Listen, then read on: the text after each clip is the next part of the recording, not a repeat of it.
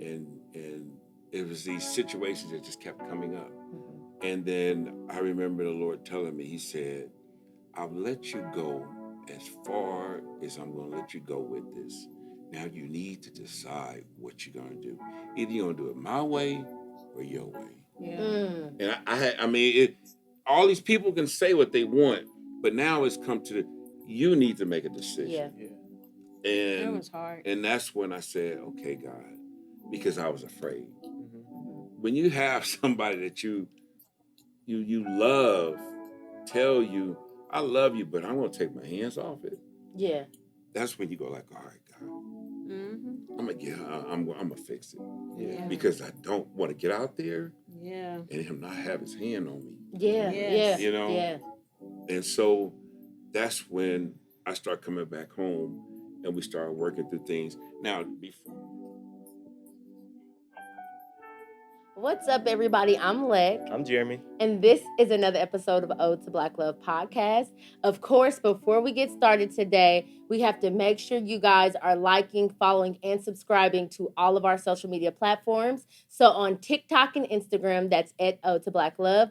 On Facebook and YouTube, that is Ode to Black Love podcast. Also, be sure you are checking out our website. We have some new merch available, and I'm actually wearing it. So be sure to check out the website. We have these new Ode to Black Love t-shirts on sale for $25. And then, of course, we still have our original Ode to Black Love t-shirts for sale right now as well. So head on over to the website to place your order. If you have any questions about the sizes, of course, feel free to reach out to us via DMs. Now that that's out the way, we do have some very, very special guests with us today. And I don't always say special guests because I know I say it every time, but for real today, y'all. Hit the turnpike for this one. Yeah, we got some special guests that hit the turnpike to share their love story, which includes 25 years of love. So it's crazy because their last name is actually The Loves. So we are so excited to have them today. What's up? How are y'all doing? Can y'all introduce yourselves? We're doing fine. My name is Jajuan Love, and this is my lovely wife, Myechia. She goes by Myechia. Okay. Everyone knows her by that name. Beautiful hairstylist and owner of Level 7 Salon. Let it go. Yeah. Plug it. That's right. Get your bundle. Yeah. All right. Well, how was the drive to Oklahoma City? It was good. It was very good. We love coming to Oklahoma City. It's a good little from Tulsa. It's a nice coming getaway. Here. Good little getaway. Yeah. So we enjoy it. Good. I guess since y'all comfortable, I mean, let's go ahead and get into it. Who followed that who? How'd y'all get started? Well, I'm originally from Compton. Okay. I was born in Watts, raised in Compton, and my wife was born and raised in South Central Los Angeles. So that's kind of like if it was Oklahoma City and Norman. Okay. Bumper to bumper cities. Yeah. But it's all considered South Central. Gotcha. And so a friend of mine was telling me about her husband's cousin. Okay. And I said, yeah, sure. Yeah. I'm be honest, in my mind, I'm thinking like, okay, well, bring it, Yeah. Back in the days. Slide her through. Yeah, and so she came through and I was like. This was the 90s. Yeah. Okay. Yeah, so. This was early you may 90s. hear some terminology that is old school. Yeah, lay it on us. Excuse us. We're older than y'all. But, ain't no coast better than the West Coast. I know that's right. And I have to say, this is going to be very unusual because we're some old, young hood people. So, Okay. all right. I love it. But yeah, her and our friend came through, and I was like, yeah, I can work with that. I like that. So, but at the time, I was young, dumb, and, running the streets. Okay. And, so it was more physical than emotional. Got you. Yeah. So, Miss Myechia, what did you think when you met Jajuan? I remember he explained to you all that, I'm from South Central LA. So in the 90s, it was easy to become a product of your environment. Yeah. Okay. So I was from a more Crip neighborhood. Rolling 60s. Rolling 60 Crips. Sorry. But that's what it is. It What is. it what is. it is, Yeah, don't be yeah. And that was the environment I was in. So being brought up in that. Nipsey Hussle. Oh, You know, got that you, stuff. got you, Yeah, okay. yeah, I yeah. lived in LA. I went to school in Inglewood. Don't ever forget the wood either. Yeah. Though. But anyway, being in that environment in the 90s, dope dealing was in, and Mhm. you know, gang banging was so It was at the prevalent. high rise. Of it. And Like Snowfall I- High at the beginning. yeah. of Got the- you. yeah. Actually, Okay. that show tells our story all Yeah. day long, the Yeah. Snowfall story. So anyway, during that time, I was raised a good girl in my mom's house, born and raised in church all my life, but being a product of the environment outside of the home, I was attracted to that fast life. So when I first met him, and that was actually my cousin who introduced us, she was like, girl, he a baller, you know, so that was just what we did, you Yeah. know. So that, you know, we hear he was probably attracted more with the physical. I was hearing he was a baller, so all right, let's meet. And so meet him. The first impression that I got when he had just had a motorcycle accident. So he was That's right. he was balling. He had just enough thug in him for me, you know. So he comes down this out. He was in the underground parking lot. And he was walking on a cane. Yeah. And It 'cause he really had is Snowfall. yeah, he was. Yeah, Yeah. sure was. He was walking on a cane because he had just had a motorcycle accident not too far before. But that his swag was just like, yeah, I could work with that. And I looked at her that day, and I told her, I said, "That's gonna be my husband." Okay. And Yeah. ooh, y'all she- be careful and what you ask actually, for. that though. was- That was the first thing. One of the first things she said to me, she said, "I'm gonna marry you, have your kids." Yep. And in my mind, I'm like, "You don't know what you're getting into." Yeah. And I didn't. Yeah. and so this would be more educational than anything. That Yeah. to be honest, she didn't know what she was getting herself into because I did not know where I was going. So how can I lead somebody when I'm lost? Yeah. Yeah. So You how know. old are y'all at this time? If y'all mind me asking. I'm about to be 53. No, at the time. Oh, we at the met. time. When we Yeah. met. He, let me see, Nisi was born in 94. I was 25, 24, 23. I was probably 22 or 23. Okay. So I was about So he was 20. 21. 20, Okay. 21. Okay. I was Okay. about 22 because I'm 2 years old. Yeah, and that was kind of like the height of our. I mean, this is right. If I can just kind of paint a picture of our environment, Rodney King riots. Yeah, all of that. When you see Boys in the Hood, Yeah. that's That the was- stuff that was that our we were life, involved in. yes. You know, Crenshaw, Venice Beach. All of that. You know, this Low that, riders every that was Sunday. the height on of Crenshaw. Them you was know the the best West days, Coast, though. Tupac, Yeah. all that stuff. You know, Yeah. so that's the environment that we were raised in, Mhm. and so it was just consistently hood fun. Yeah. Mhm. So to try to settle down or to say, okay, I want to be with you is what my mind said. Yeah. Yeah. You know, It I was wasn't still his lost. mindset, but for me, I had came out of a pretty. I was always what comes with the game.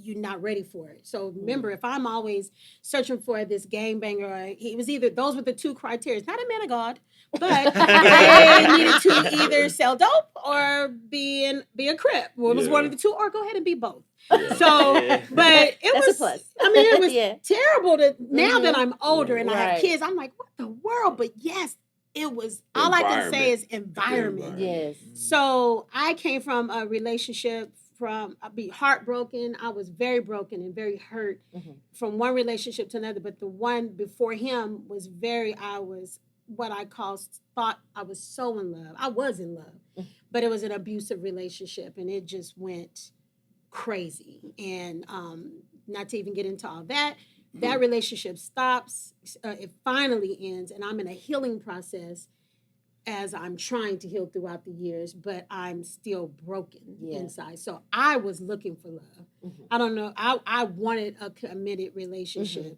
I longed for that. So even though it may have been a little misconstrued or weird in the type of man I was looking for, I knew what I wanted at the same time. So he was looking probably just to hit it and quit it. I was looking at wanting to really be with him. Right. Gotcha. So if you can think about our environment, you're looking for love in your environment. Yeah. So the environment shows you these type of men, and so that's what you're looking for love in. Mhm. And so I think the blessing in our relationship and what has kept us together for 25 years is that the foundation that was established in our hearts and our minds as children growing up. Yeah. My mom was a single mom, and she made sure she tried to do the best she could to raise me in church, to know God, and to be a good man. She couldn't teach me how to be a man, Yeah. but she could teach me to be the best man possible. And the same thing for her mom, mom and her father trying to raise her in a good environment.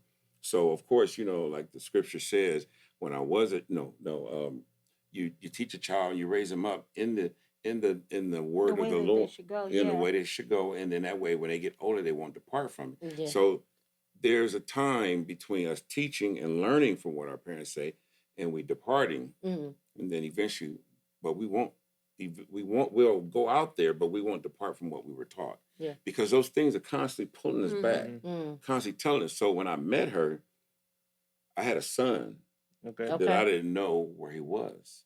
And so I was struggling with that. And so at the time, trying to settle down and be with someone and have kids was not on my mind, because I'm still trying to figure out this other situation. Yeah. So, like, going back to the parking garage, like, when y'all leave there, did y'all even hang out that day? Like, No. So you just seen it, then, No. like... We were introduced. She went somewhere, and I think I went to Venice Beach and the strip club. Venice Beach and the strip club was where he always. Yeah. That was my Sunday. That was my Sunday routine. Yeah. So how'd y'all link back up? Did you get her number? Like, how'd y'all even link back up? Yeah. You got a number? Yeah. And because my cousin Rosie, who hooked us up, she just kind of. It seemed like I think we just eventually we started talking. We went on our first date, which was whack. It was whack. Oh, What happened? What was it, y'all? So wait. Before she tell it, I just want to be honest. I challenge women to see where they are. Okay. Because if they're really committed, I have no problem being committed. Yeah. But I need to make sure they are committed. Okay. So go ahead, tell it. Whatever. And then you get my point. Girl, anyway, he tells we go on a date and we go to the. I don't know. I think we went to eat, but we went to the movies. But when we got to the movies, what got me was he gets me up to the front of the window and he commits to pay for his ticket, and then he tells me to pay for mine, and I'm like, you got me straight up twisted. So I was like, I don't think so. I stood my ground too, like, I guess we ain't going to the movies. Yeah. And he was like, played it off and went on to pay. Then we get inside of the movies and he goes to the very front row. It was the second row. Very front row. And I'm like, really? So I think I was aggravated. Because it seemed like he was so arrogant, and I'm like, boy, that old saying, when somebody show you who they are, I didn't want to believe it. I did not want to believe it. So it started off, that first date was like, what in the world? But I just kept looking past it, looking past it. And we never technically dated. He never asked me to be his girl. Okay. When, we were messing around. Gotcha. Yeah. And, Go ahead. No. We were messing around. Yeah. And so it was interesting. Yeah. Was that Boys in the Hood where they had like the backyard boogie? Yeah, we had one of those. My buddy Steve, we had one in the backyard, and I mean, it was packed. I mean, it had a DJ and everything. So everybody got like K-Swiss on, Dickie shorts. Okay, everybody, clean. and then she come in there with high heels and did. so I'm like, okay. They like that.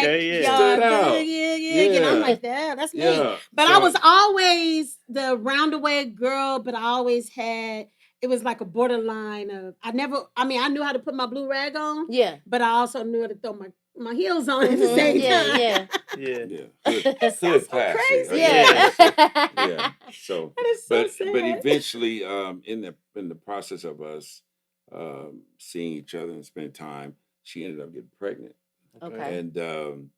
And we got pregnant. Where everything hit the fan. So how long were y'all messing around before you got pregnant? It wasn't long. Maybe within that year. So. Okay. Yeah. And then, but I made it real clear. He knew I wanted to be with him. Yeah. Okay. I had my own place, and he was in between my place and whoever and wherever. Did you know about his son at the time? Yes, you did. I did. Okay. Got to meet his son, cutest little boy in the world. But he did tell me his situation.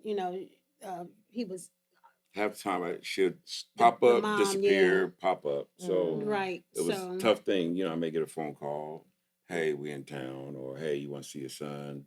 Yeah. That type of situation. So Yeah. it's very difficult, you know, Mhm. especially being your firstborn Yeah. son. Yeah. mhm. And so when she said that she was pregnant, I'm like, well, you might as well get rid of it because I ain't gonna be around. Oh. He Yeah. basically straight up told me to if I wanted to be with him, or did I want to have the baby, and I chose to have my baby. And the Yeah. day that was Janicia, and when I chose to have my child, he left, and I didn't see him anymore till about 2 weeks before Yeah. I had my child. So I'm was assuming very- that hurt you. Oh my Yeah.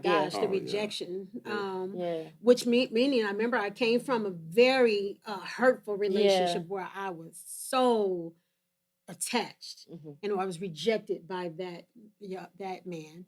And then I come to this, and now I'm facing rejection again, and now I'm doing it alone with this my first time having a baby, and he gave me an ultimatum, and I just came from a situation where I was like, being in the streets like that, and just being real. I hope this is very transparent, Yeah. because I really hope this helps somebody. But being out there like that, and man, I thank God for my parents' prayers, because they really do cover you in your stuff. Mhm. But I had 2 abortions prior, so when I got pregnant again, I had told God, I'm not doing this again, Yeah. Yeah. and I'm not. And I didn't know a lot about abortions. I hate talking about it because I was ignorant to the fact that this is a life. I Mhm. truly was ignorant to that. And what I know now is, no, that's life at conception. So it's not easy to have to. I had to learn how to forgive myself for that. Mm. And but when I got pregnant with Janicia, I said, I'm not doing it, and I Mhm. chose to have my baby.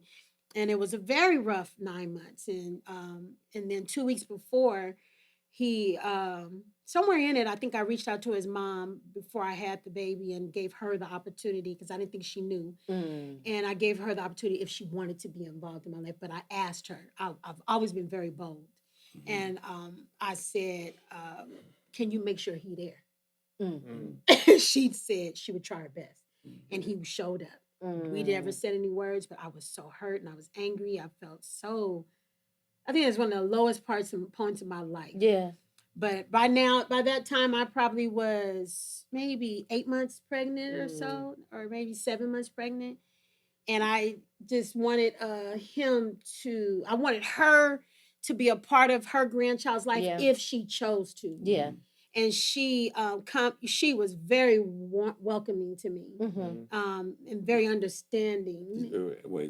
When my wife came over and talked to my mom, she said, I just want to tell you how selfish your son is. That was the first thing And I she did. said, and she looked, you ain't got to tell me, I know how you is. Yeah. I came in Yeah. the door ready, like, Angry, yeah. Thinking she was going to angry. defend me, like, no, I was like, am. I just She can't understand how understand. you raised such a trifling man. Yeah. But and she listened very patiently, Oh yeah. and she never judged me, Mhm. from that.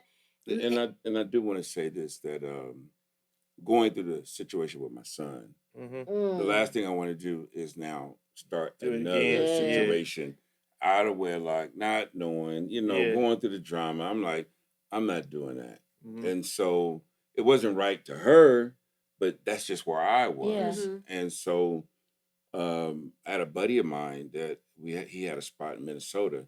This is during the time where you see where drugs were coming out of LA and it started spreading out Oh. because Daryl Gates and the drug task force was coming down on just the drugs and the communities where we were selling them at. So a lot of people started migrating out to other states.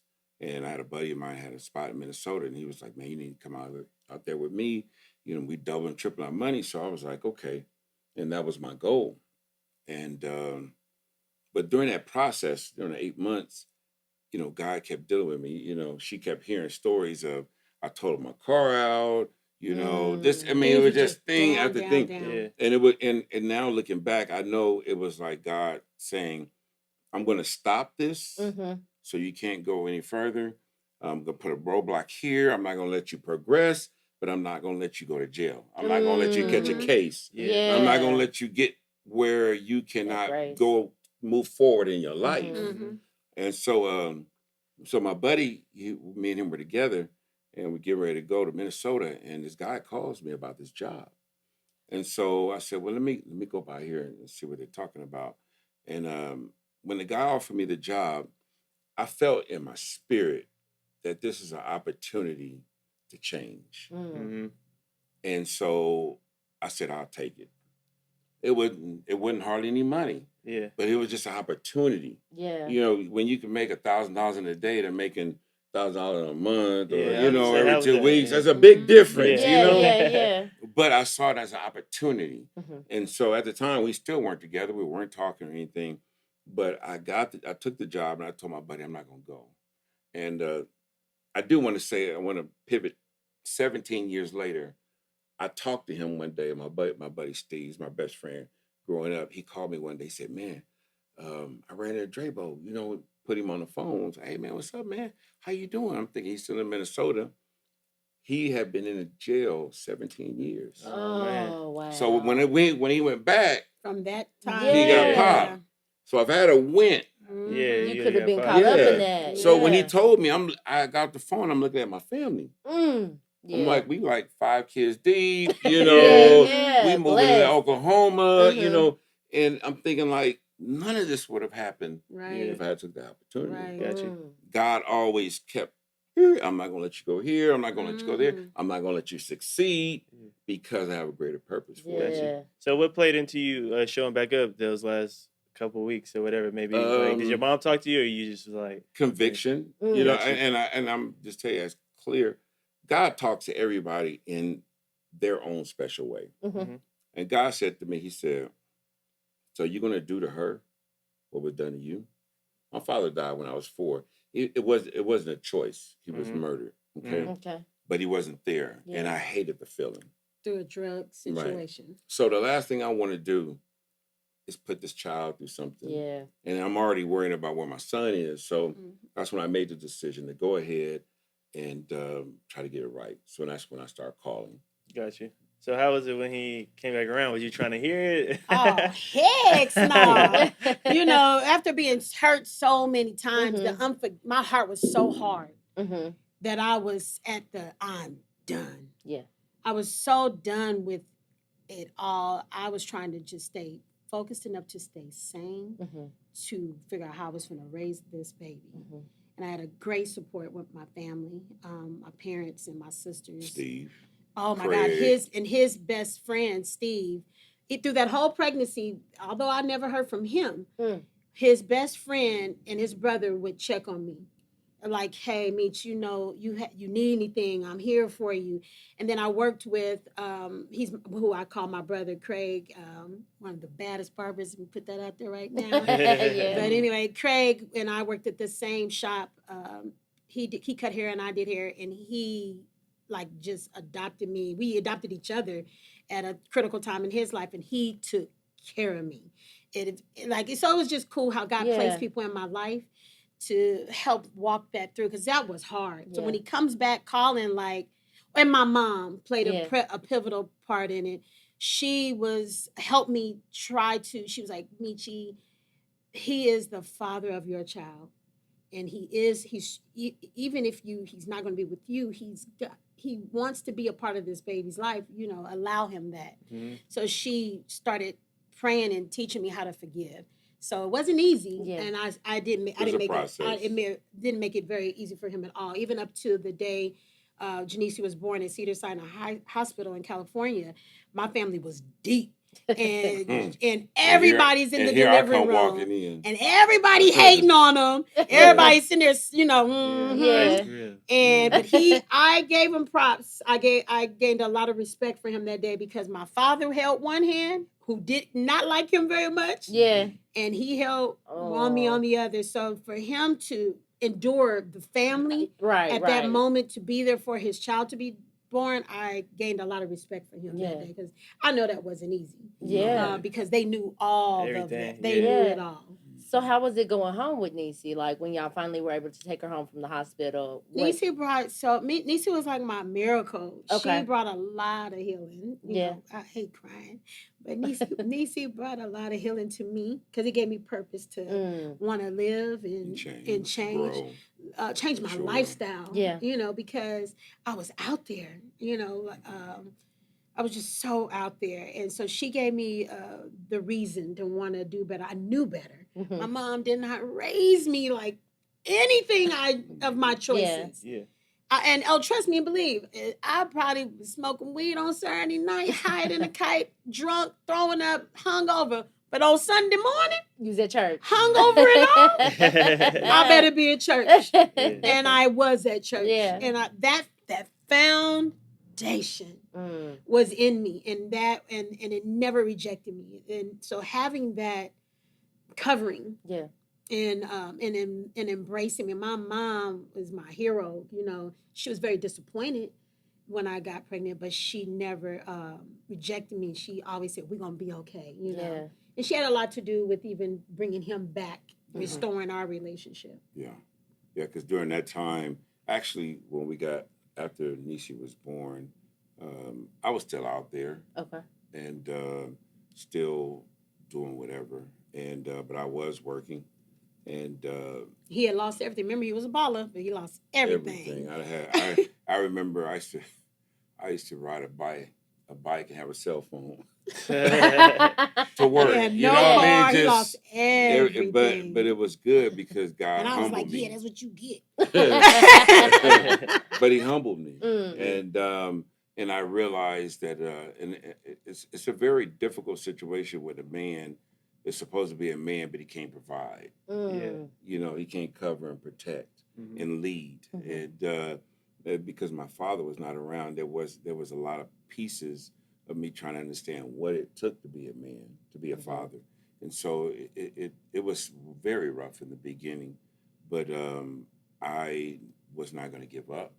I was determined to be the best father I could be and to make sure my kids did not ever worry about where I was. And during that time, that's when my son eventually came back. Okay. And then so, you know, we was a little happy family, and and we kind of went through our ups and downs. And I remember one day she had her place, and I would come over and stay with them.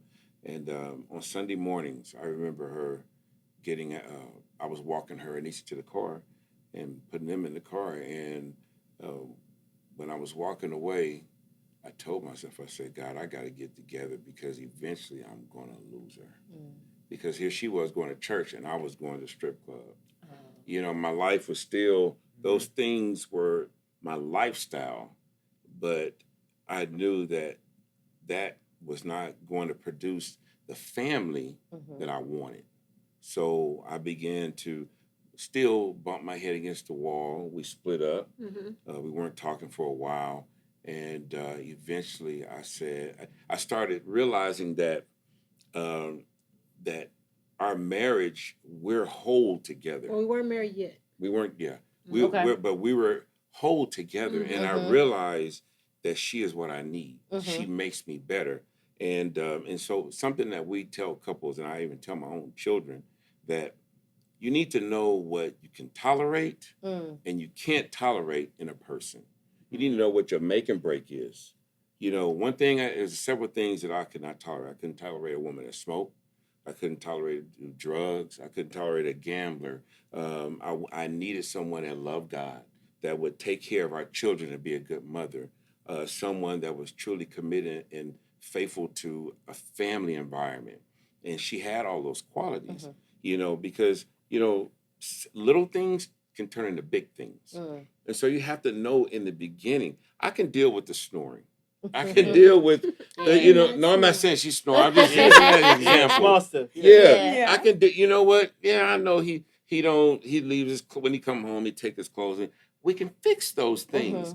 But if he can't keep a job, I can't fix that. Yeah. I can't fix the fact that, you know, every now and Friday he come home and he gets hired. He, you know, oh, well, it's just natural. You know, it's, you know, those things can lead into bigger issues. And then what I'm going to tell my kids. So you got to know in the beginning what I can and cannot tolerate. And I knew that she had all the qualities that could help me and help us together create a good family. And so during that process, we were separated.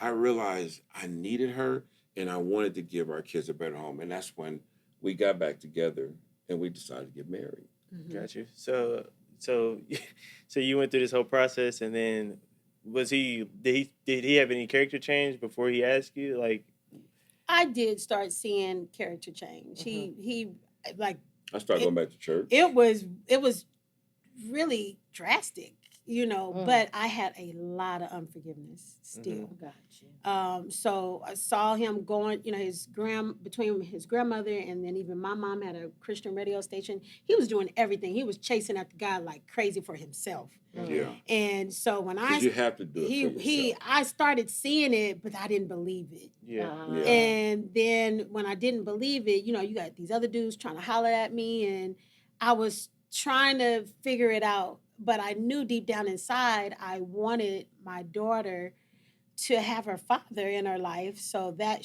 Nisi was my man.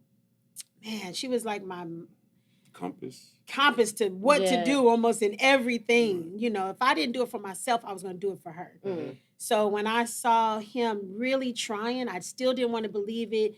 We kept trying to make it work. We separated so many times, but then one time he called me. You was at your aunt's house, and he asked me to come over. He wanted to talk. So when I got there, that's when we were like, "What are we doing? We're gonna try to make this thing work. So we're gonna go ahead and get married."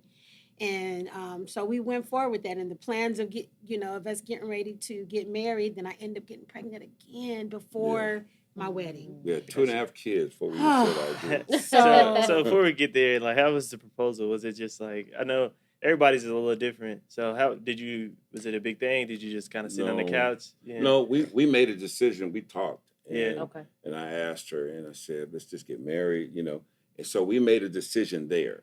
Yeah. But And then you talked to my and parents. eventually I got a ring, Mhm.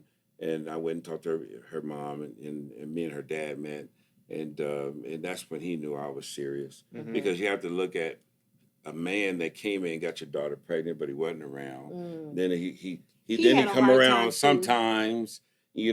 and then that okay, you're around, but you still ain't handling business, Yeah. So he saw the little bit Mhm. step by step, but Mhm. yet he saw that I was really for real, and so again we hood. Yeah. She at work. I was at work. He set it up though. He had told everybody at the salon Yeah. what he was going to do. Yeah. Now I work on Crenshaw, straight So, South Central LA, Crenshaw, yeah. where everything happens. Y'all know anything about Crenshaw? Yeah. Not Little much. bit, Not but much. anyway. I guess I'll be on YouTube. So Yeah. like, But yeah. everything happens on Crenshaw, Yeah. so it meant a lot that he did it on Crenshaw back in Yeah. those days. And so he told everybody that what he was going to do. I was clueless, and I think did Pam tell me to go outside, or I think I think so. she knew, so she told me to go outside, and I was in the middle of working and clients. Yeah. And no, he set me up early that day. Did you when you said you had an accident in my car? I think so. He has these ways of making me mad when he wants I to can surprise make her mad me. if I make her happy. Yeah. And so he told me he didn't have a car, so he was in my car, Okay. and as usual, staying in my place. But anyway, but he had my car, and he was like, I had an accident, and I'm like, what? And all I'm thinking is, my daddy is gonna kill me. Yeah. Yeah. So he's like, well, come outside so you can see the car. And but everybody else knew. Yeah. So I'm like, what? I put my tools down and tell my client, I'll be right back. So I'm upset, and I get outside, and he's hitting the corner. And I think you had some flowers in your hand, and he gets on one knee. Aw. And I'm like, what? And then and everybody in the window was screaming. They're outside, like, Right. yay, Jayla. Right. It was sweet. It was really, really Aw. sweet. Right. It's Yeah. beautiful. So we were growing up, learning life, learning how to be Yeah. an individual, and as well as working our way towards being a family. Right. So how was it for you guys to start planning the wedding and then finding out you were pregnant? Like, did it change a lot? I was so embarrassed. Oh. Number one, I was more embarrassed for my mom because she was a deaconess at the church, Mhm. and I was more embarrassed for her. She was planning. My parents were planning my wedding as if it was theirs. Mm. They didn't have a big wedding, so they totally put their all into it. They were Yeah. very proud. Mm. Yeah. And so when We we said, I think I had about 12, We had- 15 grooms. It was about Groom- 14 wow. on it. We had a big Yeah, wedding we party. did. It was Woo! 14 and Oh, 14. I said, It was a Yeah. lot of that's us. a lot of people. It was a lot of Yeah. people, but it was beautiful. And when we just celebrated our 25th, the majority of everybody in our wedding party came to Oklahoma. We brought LA to Yeah, I think I Oklahoma. remember seeing that's that on beautiful. Niece's Oh my page. gosh, Yeah. it was Yeah, beautiful. it was nice. But Yeah. anyway, it was really cool. We had a very big wedding party, but when I had to tell my parents, but when we got pregnant around Valentine's, the early part of February, somewhere in there, and I was like, oh my gosh! By the time our wedding, July came, I was going to be 5 months pregnant, Mm. and my mom gave me my mom was a rider boy. She was just like, oh well, girl, we gonna put this dress on and we getting this done. That That's ain't gonna what's up. change the Yeah, game. yeah. She said, it is what it is. And I was so embarrassed. She said, what are you embarrassed for? She said, half the deaconess and mothers on this mother boss. She was like, they was hoes too back in the day. In so many words, you know. Yeah. But she never made me feel shameful. Like, Mhm. you're gonna be okay. Oh. Now, the woman in this church can perfect. can come against what's happening with you. Right. Let's do this. Mm. So with her support, we went forward, and I was 5 months pregnant with Jalen, my second child. So little Jajuan and Janicia were in the wedding, and Jalen, of course, too, inside of me Yeah. when we went down the aisle. Yeah. So how was it after the wedding? Like, did things change? Did things get better? Like, what happened after y'all got married? Oh my gosh. We separated a year later. 8 months later. 8 months later. 'Cause we Separated didn't make it our again. 1 year anniversary. Yeah, it was the unforgiveness, that bitterness, and the enemy just replaying over and over in my head of, I just didn't trust him. He didn't trust me. You know, I was toxic. I know I was. So we were always arguing. You know, it was just hard, and so we just like, it's just not gonna work. There were several factors that were involved. One in which we try to teach a lot of couples is that when you get married, you can't hang around your friends that are still single. Yeah. Because when I got married, when we would get into it, I would go back to my boys, and where my boys at? Strip clubs, Yeah. hanging out. You know, oh man, you ain't got to deal with that. Come on with us. They're not encouraging me to be a good husband, go back home. Now, they're not against her, but yet, how can they teach me to do something that they They're don't not know? doing. Yeah. Right. And so that played a big factor. And then I was still doing a lot of things that I shouldn't be doing that would encourage a healthy marriage. Mm-hmm. And so I remember calling my mom, and I was telling her, I said, it ain't gonna work. We always argue about everything. And I never seen you and my stepfather argue. Mm-hmm. And she told me, she said, because we never did it in front of you. Mm. And that was one of the things that I had to learn later about conflict resolution, to be able to have a constructive conversation, to work through the problems. And even if you have to do it in front of your children, to teach them that parents, two people, can agree, disagree, but yet come to a common solution. Mm-hmm. Yeah. I didn't see that. Yeah. And so we argued about everything, and then here we're like, well, it ain't gonna work. And we're quick to give up. Yeah. And then I came from the relationships where, like Baby Boy, if you guys remember that movie, where Taraji's going up the stairs and she's just like, whoop, whoop, whoop, whoop, whoop, whoop. You know, that was me. Right. I didn't, and I came these relationships and the environment. That's all I knew was my weapon was my mouth. Yeah. And so then, which led to a lot of the other relationships to abuse. But I never was, ooh, don't do this. I'm like, what's up? Let's get down. She can make you So- seem this small. Yeah, so Right. meeting him, that what I was accustomed to, it wasn't him. He didn't do that. I'm not gonna beat you up. I'm not. Yeah. See ya. Right, and Yeah. I There's was another one always around the corner. I can antagonizing. find. I was, if I couldn't fix it, and I'm fearful, my fear turns into anger. Mm. And so I'm young, I'm immature, and that's how I would attack him. So I had a lot of growing up to do. So we got to the point where it just was toxic again. Right. And we decided we separated. In that separation, 8 months after the wedding, my sister moved to Oklahoma. She had a job that moved her from California to Oklahoma, and me visiting her in Oklahoma, coming from South Central to where we called the ghetto birds, which are helicopters, and gunshots every night, coming to Oklahoma, and all you hear is crickets. You're like, it was Yeah. so. What's it the was little buzz that you say so- crickets are like? Yeah. Crickets, you got the Noise. crickets. June bug? June. It was just, you know how at night you hear the, Yeah. you hear the night. Yeah. Well, in LA, you just hear gunshots and it becomes common. Yeah. You hear bap, bap, bap, and you kind of get down and you're like, well, anyway, girl, whoop, whoop, whoop. You know, it just becomes regular. Yeah. So coming from that to Oklahoma, it was so peaceful. And that's what I needed at that time. But now I have to take my 8-month-old baby and my 3-year-old daughter to Oklahoma, and he wasn't having it, you know, because leaving LA and he and me coming in. So we had to go to mediation court and all that. That was a long ordeal. He, of some kind of way, he allowed me to go ahead and leave with the kids, and that's where life started healing for both of us. Separation. Being separated. We stayed separate like a year. And him being in LA, me being in out in Tulsa. Yeah. And God just started working on me and healing my heart from all the toxic and unforgiveness in me and him and trying to be a better mom. I had these 2 young kids and he had little Jajuan, and one Christmas he came out, we started talking, you know. Well, when Jajuan gets upset, he will cuts it off. Yeah. So I remember one conversation, the kids were like, Mommy, where's Daddy? Is Daddy going to call? And I was like, I called him. I said, look, either you going to make yourself present. You ain't got to have nothing to do with me. But these kids, you going to be mad when they calling somebody else daddy. And that changed the script. He said, nope. I said, so that's on you, bro.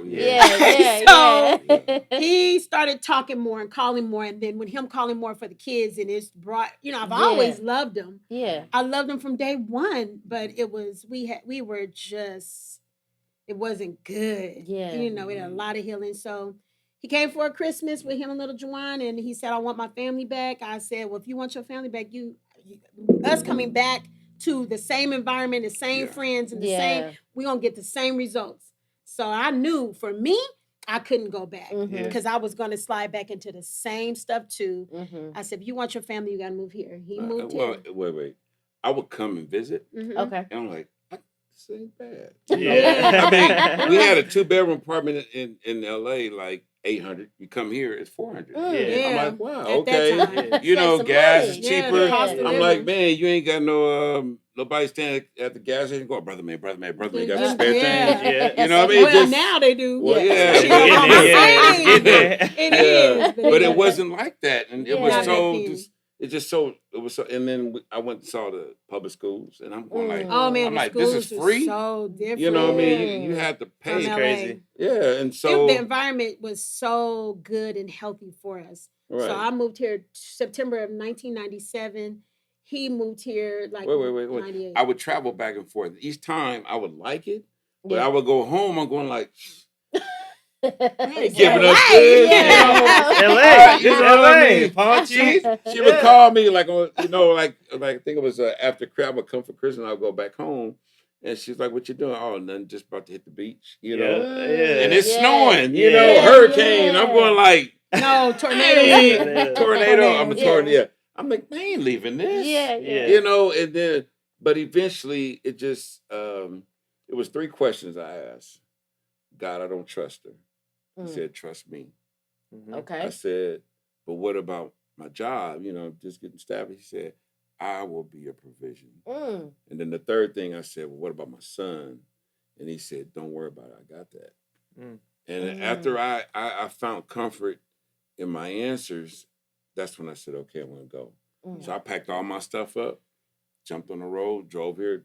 I think it took me like 25 hours straight. On the road. Yeah, and I've been here ever since. Yep. So I can't wait to hear about that. But y'all mentioned a lot of growth in between. Was it just like natural growth, or did something like change for y'all to like kind of grow? If it's just the distance that just allowed y'all to kind of look at yourself. Yeah, to reflect. Reflection. I mean, there was a lot of things that I was doing wrong as far as trying to be a leader. You know, during the time that we were separated, there was only 3 things I did: slept, work, church. That was it. Slept, work, church. That's all I did. And it may work in other ways for other people. For us, it was that old saying, if it had not been for God, who was on my side, you know, for us, and that spiritual guidance and knowing the power of the word brought for me regulated my mind because I was losing it. You know, when you feel like it's either I'm gonna go on and I'm gonna smoke, drink, or I'm gonna lose my mind. It's one of them three, or I'm gonna listen to God. So which one we gonna do? Yeah. So because of my kids, that was the thing, was to do right by them the best I could. I was raised that way, and that foundation and the guideline was to always took me to God. Mm-hmm. Always took me to the word. Like how he said, even though he was still going to the strip clubs even before we got married, I still was in me. I got up, went to church, and that was it. And I know that the word, I started maturing and hearing the voice of the Lord for myself. Yeah.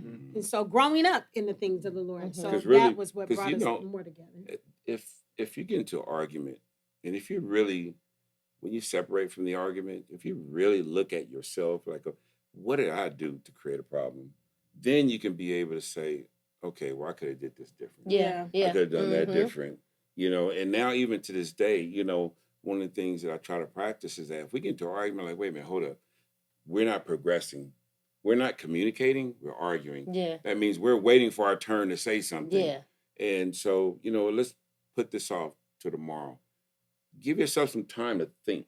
Mm-hmm. And that's what it was for me. That separation allowed me to work, go to church, and really kind of get my head together to where I'm like, okay, I can do this because I want my family. And I think when you realize that as a married couple, we both have something that each other needs. We need each other to make it, Right. But you have to stay humble enough to really realize that I need you, right. To be complete. So the power of a husband and a wife and becoming one is powerful, right. Right. But when you fight against it, you just make it more hellish for yourself and for your children. Right. And couples at times, and I want to be clear about this, that we're not saying we stay together for them. Yeah. Because I always had the mindset that you'll never keep me from being a father to these children. Yeah. The thing is, can we be together to raise the children? We both loved each other.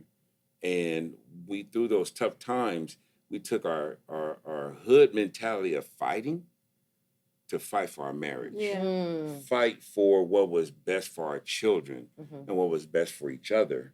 Her not having to worry where I'm at, that I'm working and I'm providing and I'm doing the best I can for our family. For me, knowing that she's working and doing whatever she can, that mindset starts eliminating all those issues. Yeah. And it goes back to the same thing of what I said earlier, is that I'm not worried about her being on drugs. So the other issues, let's work through them. Yeah. Let's stop arguing and that fighting. Communication. Let's stop doing, me leaving and going in another room, or leaving the house and being gone all night, and you're not where I'm at. You don't know where I'm at. And stuff. Eventually you start growing and maturing and starts, and also what we are is what our children will be.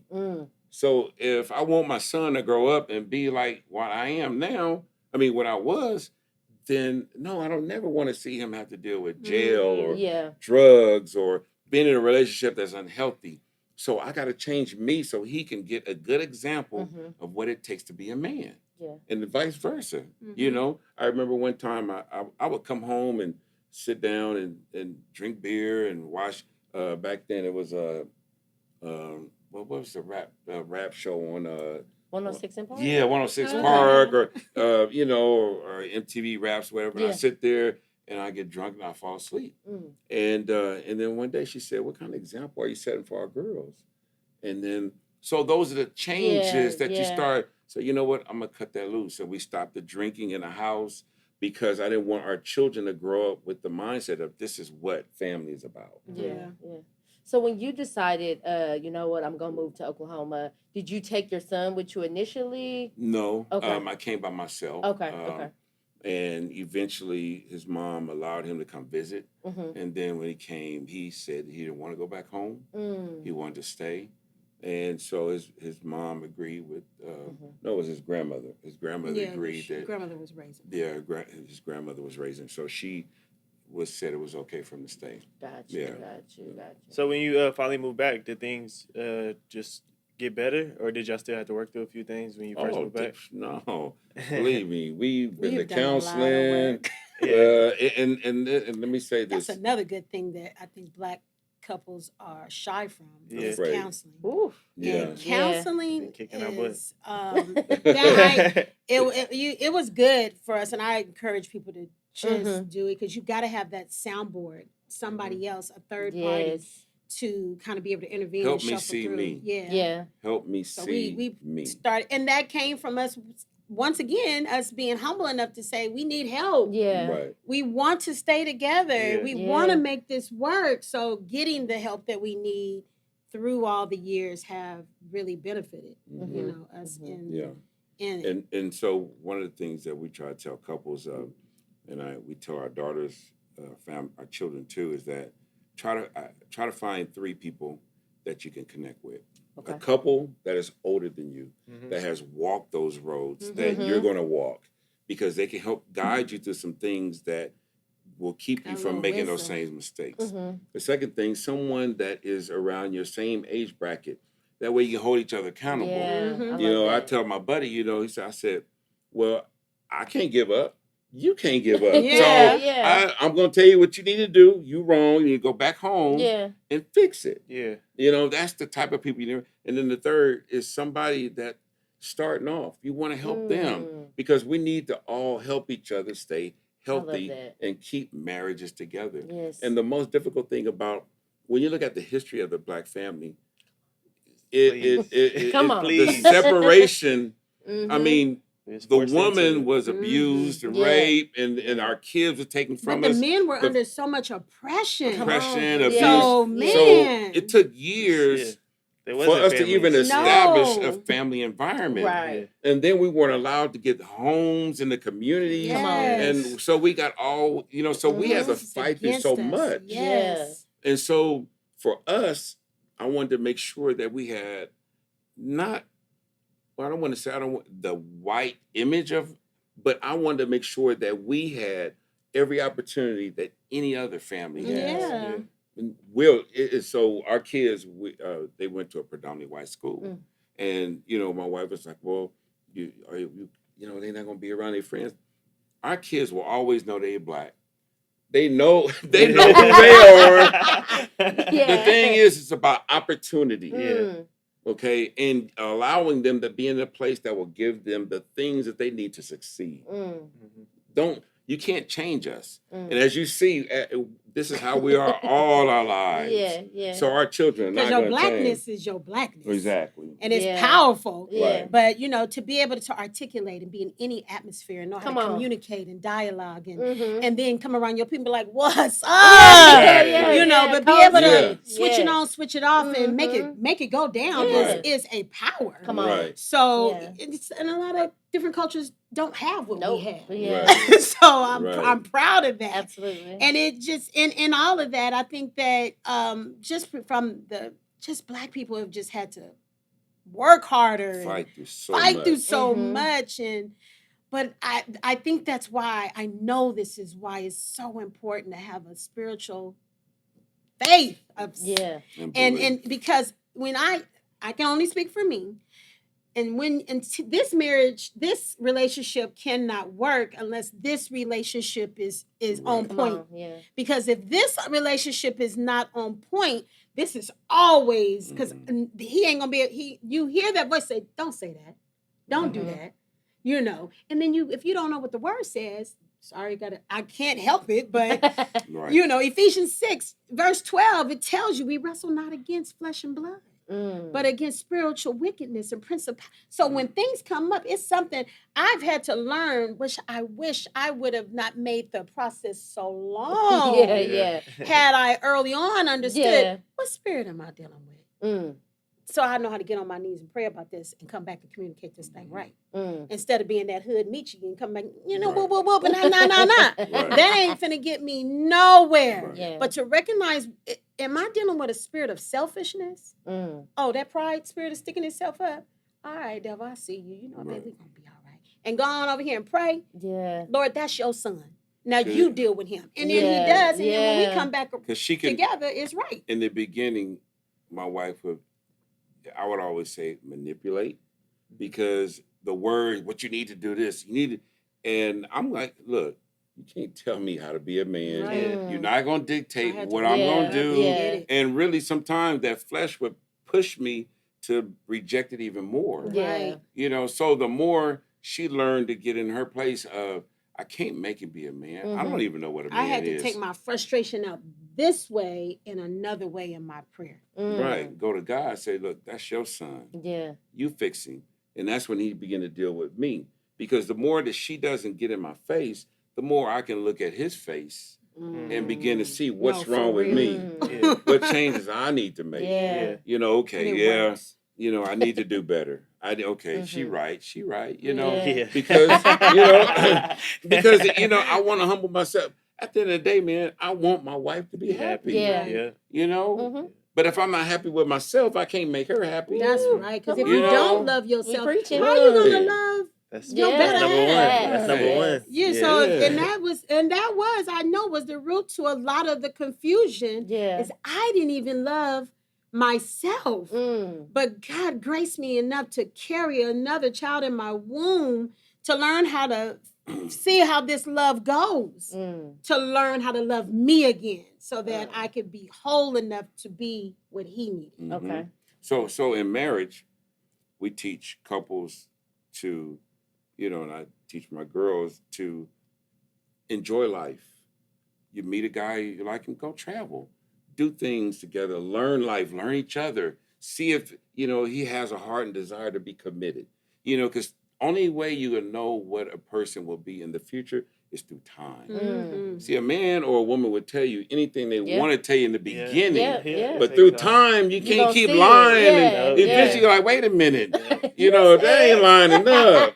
You know, Yeah. so Yeah. always learn Time. yourself, learn each other, Yeah. Don't learn rush that the into commitment. marriage. Yeah, Use And then- the time. right. We did everything so backwards. Right. And so, and then I tell them, you know, Man. then you get married, then take time to enjoy each other. You know, and even in the Yes. Bible, it Before speaks, kids come. in the Right. Bible, it speaks about how Man.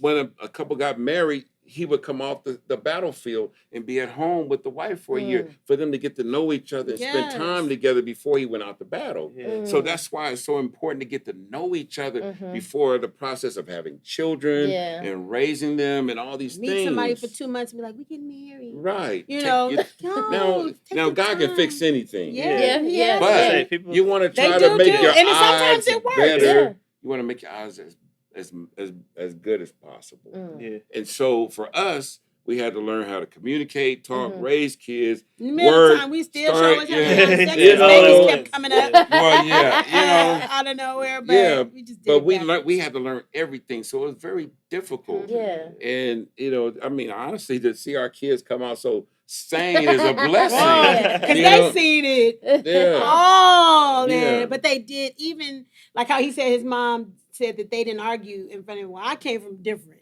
I saw it all too. And I also saw healing. And I also saw prayer. And I worked. And I saw a lot of restoration. Yeah. You know, I saw the good, the bad, and the ugly. And our children have definitely saw how things got real bad, but they also saw the reality of how we Fight. Yeah. we came back and I'm sorry, forgive me. And we've had to ask our children to forgive us. And that brings up another thing. One of the hardest things I ever did was ask my children how they felt about me. And to hear the truth. That's the Because kids be honest. To hear the truth. Yeah. They're It not really- thinking about, well, I don't want to tell her that. Yeah. And they were young. Because I was, you know, early on in our marriage, it was not always happy. We argued a lot. And they endured a lot. They really did. But they them kids been through it, but they saw so much restoration to nothing should surprise them in whatever relationship comes up. They have a foundation of the good, the bad, and the ugly, and seeing how we're human. Right. And we're not gonna get it right all the time. And marriages are gonna always be under attack because there's so much power in that unity. Anytime you're trying to do So- something right, it's always on So something. you- There's always going to be It's something always negative. something, but right? it's worth it. You know, Yeah. we've been together off and on almost 29 years, but married 25, and it has been work. Yeah. It has not been easy, but it's been worth it. you Right. know. Yeah. So I guess I'll take it back. Like when you first made it to Oklahoma City, like what was the next big jump after you finally moved here? Like what happened? Well, so I had a plan, Okay. which normally I didn't. I Mhm. didn't understand those things. Mhm. But as a man should manage. Yeah. A man should manage his family, to lead, to guide, to have a vision and a plan. And so when I came here, initially I established, okay, this is what, discuss bills and how we're gonna manage the house, and then I went out and found work, and so there was more structure. And Okay. then one of the most important things that I established that we need to find a church home. Mm. And Okay. so we started. She was going to Higher Dimensions at the time. That was kind of like in the pinnacle of things. Okay. In Tulsa. When Tulsa with Higher Dimensions and Carlton Pearson, and then the assistant pastor broke off and started his church. And so my wife was like, "Hey, Bishop McIntosh is starting his church. Let's go check it out." And so that's where we started going. It was about 50 people at the time. And we started going, and it was a good foundational place for our growth. Mm. Us together. We Yeah. started Together. growing in together. Mhm. Yeah, you know, together as maturing. husband and wife, learning and allowing God to put those pieces together. And keeping that gave us a community of other healthy Other Yeah. relationships. Yeah. Other couples, yeah. other family, Community is where so important. because it was just us. I mean, her Mhm. sister was here, but during Thanksgiving, Christmas, it was just us. Yeah. So from there, Nisi's cousins and friends were our church members. Yeah. Aunts and godfathers, and Yeah. that's what we developed a family. And again, we were around other couples that were striving and trying to do the same thing. Same thing. Home That was ownership, Yes. businesses, Yeah. understanding foundation Had the and structure same of home interests. and marriage. Yeah. Mm-hmm. Yeah. So it that kept us on track, Gotcha. and to not Mhm. drift off, to have a good realm of people that we all were trying to stay positive and be Yeah. there for each other, accountable to each other. Right. Yeah. And so I think for there, that's where a lot of our structure and development and healthiness came from, because from there, that was back to the structure of what initially we should have had in the beginning. Mhm. Is it's me, her, and God. Mm-hmm. That 3-strand cord is what's Yeah. going to make us solid and whole. And then everything else. Yeah. Gotcha. So it sounds like y'all kind of came together and you were growing stronger and stronger together. Was there another time in y'all's relationship where y'all ended up separating again, being in Oklahoma, or was it just kind of up from there? No. So No. Yeah, it did. No, I'm saying like no. She said when she said, "Did you guys just go up?" I'm like, no. Yeah, no to the up. Yeah, Yeah. No, Gotcha. no. We So I had a commercial cleaning business, Okay. and I would be out, cleaning. I had PF Chains, Payway, Okay.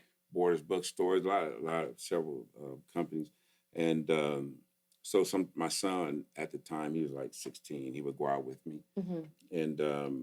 and he would drive while I'm asleep, and we would go from building to building, knocking them out, and so And they would clean late at night, like yeah, in the AMs. yeah, be in the AMs, and so I remember we were going to go to Dallas for a weekend, just like a weekend trip, and so my son was supposed to get with some of his friends. They were all supposed to go and clean the buildings, and so when we left, that was the plan. And so when I got there, I talked to him on the phone, and I was like, "Hey, how's everything going?" He said, "Yeah, Dad, we're doing fine. I'm doing this. I had to go back to this building, and then I'm gonna head home." And I said, "Okay, call me when you get there."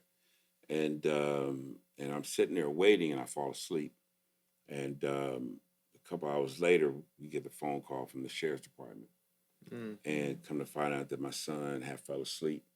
And he died Instantly and died on impact. Mm-hmm. And so that was a very devastating position for me, losing my son, my firstborn. And it really magnified our problems. We had a lot of issues that came about in the relationship because of having him outside. Well, not I didn't have him outside, but having a son outside of our marriage, and so and then the arguing and stuff like that. We didn't know this until later on that most marriages don't last After a child after a dies. child dies. Mm. And a lot of it has to do with the ability to handle the stress. Mm. You don't have the tolerance anymore. It's like I don't have to deal with this Mm-hmm. because you're already struggling from the pain Yeah, of a The child. grief, yeah. Yes. And then the last thing you want to do is argue over, well, you didn't close the cabinets, Yes. or Yeah. you didn't pick up the trash, or Yeah. then or whatever the conflicts, finance or whatever it is. Mm-hmm. And so eventually, I just checked out. Mm. I was there, but I wasn't there. I stopped helping her raise the kids. I didn't want to make any decisions regarding them because I was afraid that I would hurt one of them. Mm. I felt very bad as a man because I felt like it was my fault. Mm-hmm. And so all that baggage, and then to hear her, so eventually I just moved out. Mm. I started communicating with somebody I knew way back. We lived in California. We would talk and text, and then she eventually saw those messages, and I just said, you know what, I ain't got to deal with this. So I went. I told her, no. While she was at work, I moved all my stuff out. I went and told my bishop at the time that I was leaving, and I was getting a divorce, and I was done. I want to make sure that those that I was responsible for in the church, I didn't want to affect them in their marriages. So I'm just stepping away. And in that process, I just decided I was done. And that's how we separated. And yeah. All right, so we separated, Mm-hmm. or I separated. I left, Mhm. and I moved in with my sister, and I still was like a dead man walking. There's So is this back in California? no, it was Oh, here. she It was was here. here. Okay. Yeah, he was here with me. And, Yeah, his sister moved here and his mom, my parents, Yeah. everybody. In Oh, the everybody everybody moved visited. here. Yeah, eventually They Oh. would Okay. come moved and to visit, Oklahoma. Yeah. and they were like, Anyway, Oh. It ain't too bad, everybody, huh? our immediate Yeah. family all moved from LA Yeah. to yeah, Tulsa. when you could sell your house for like Yeah. almost 500,000 and come out Yeah. here and Get buy right. a house cash for 2. I mean, it's Yeah. a win-win, you know. Yeah. Okay. And so I moved in with my sister, and I was still taking care of things at home, but yet, I was away. He And, emotionally checked out with me. Mm-hmm. yeah. And because before and after little Jajuan passed away, there were just a lot of turbulence, decision making, and bills, and just stuff. We were just going through what seemed like it was the end of the world to me, Mm. but it was It pretty wasn't. average Yeah. for couples our age, probably, that were going through some stuff. Right. And I wasn't mature enough to know how to build him up, and that's very important in a marriage. I made so many mistakes that I told him what he wasn't all the time and what he couldn't do. And instead of building him up in it, my role, what I saw after all the mistakes of maturing, how I pushed him to another woman, So, and to emotionally need something from someone else, I honestly, when I found the letter that she had wrote to him, it woke me up of, I was hurt, of course, but then I had to evaluate, well, my responsibility in that. What have I not did or have been doing that pushed him to another woman's breast? You have to own up to, not saying that everything, he's still responsible of his own Yes, choices. yes. Right. But Mhm. I just exposed my own heart of, girl, because if I was him, I probably wouldn't want to come on me, because I Yeah. was always checking him on everything he was doing wrong. Right. So girl slides on through, building up a you this and you that, and Yeah. stroking his ego, but she wasn't living reality. Right. And Right. she's not living what I'm living with, raising these 5 kids and Right. and water getting cut off and all these things. Yeah, Yeah, yeah. it looked good, Right. boo. But that's the fantasy Yeah. over there. Yeah, yeah. Right. But it Real woke me up Yeah. to take responsibility, to really be his helpmeet and stop dogging him out, learn Yeah. how to build him up and encourage him. And Mhm. because I was I so was broken. opposite of that. He was broken. We were blaming each other. We were of little Jajuan's death. It was horrible. The issues, just the rejection. It was a lot. Everything. I was going to a psychiatrist or whatever, and I was very suicidal. I remember one day I was in church and we were sitting there and he was just preaching. I didn't hear nothing, and I just got in my car and I drove to Keystone Lake, and if I had enough heart, I would have did it. I mean, it's how. I mean, I can't. And I was saying earlier, this is a movie by Will Smith, and it shows how it's just the best way to say it is that when you see this movie, you'll see him going through life, but he's not there. He ain't there. Yeah. It's like he wished that he could just be gone. He's too afraid to do it. Yeah. But too afraid to even, or too angry, or too hurt to even try to go back. And that's where I was for a long time. But again, we established a community around us. Yeah. So she had, there were people in leadership telling her to divorce me. But she had a sister, not her biological, but a sister that came over and said, "We gonna fight for your husband." Yeah. I had men that I was going to church with, that I was working with, that would, they hear me every day, like, "Man, I'm done." And then my boy Jimmy said, "But God can fix anything." Yeah. He just kept saying it over it. I'm like, I don't care. Yeah, you keep telling me that, but I'm not done. Jimmy's wife, Farah, she ended up working with me at my salon. So at our darkest time, God put people around us to really encourage us. And she would speak the word, "No, girl, y'all gonna be okay, and don't listen to him." Because I was saying, well, he said he loves her, and he said he don't love, because that's hard. Yeah, to hear your husband tell you, "I don't love you. I don't want you no more. I want her." It wasn't love. It was comfort. Yeah. To being able to hear that you're not what you think you are, or and so. Eventually, I came to a point where it's either, okay. I remember a pastor friend of mine came and he talked to me, and it was these situations that just kept coming up. And then I remember the Lord telling me, he said, "I've let you go as far as I'm going to let you go with this. Now you need to decide what you're going to do.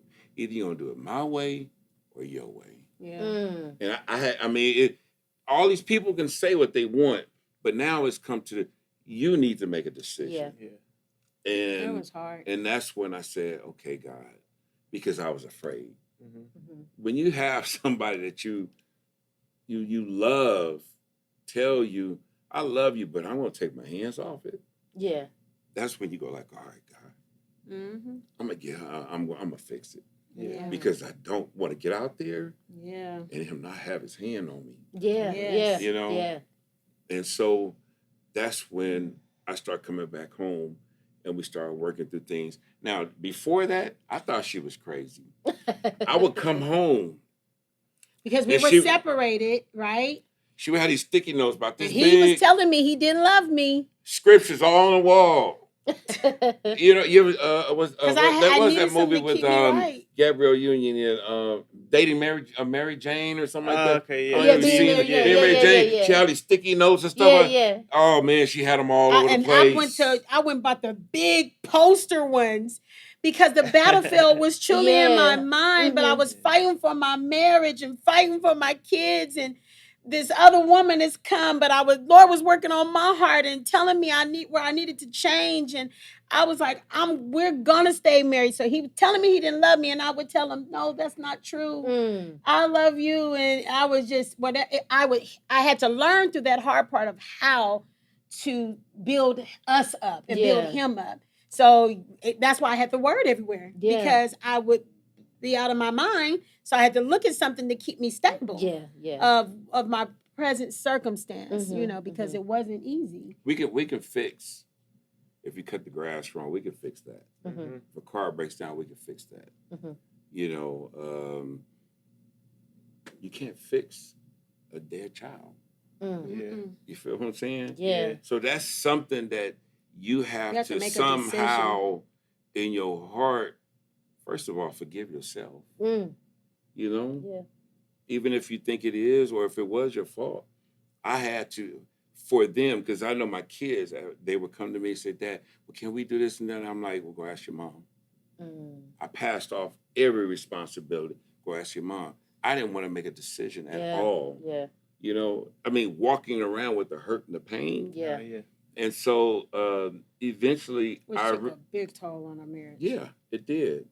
But, and again, it goes to I want to say our hood mentality of fighting. Mm-hmm. You know, what we have to go through in life and in the work environment, in school, when you know that they're looking over you because of your color, or, you know, they Yeah. don't, You have to turn the fight you to know, the it good. just, I mean, a black man or black woman, we have to fight and be twice as good Mhm. to Yeah. get what normal people or people would Other normally people, get. Yeah.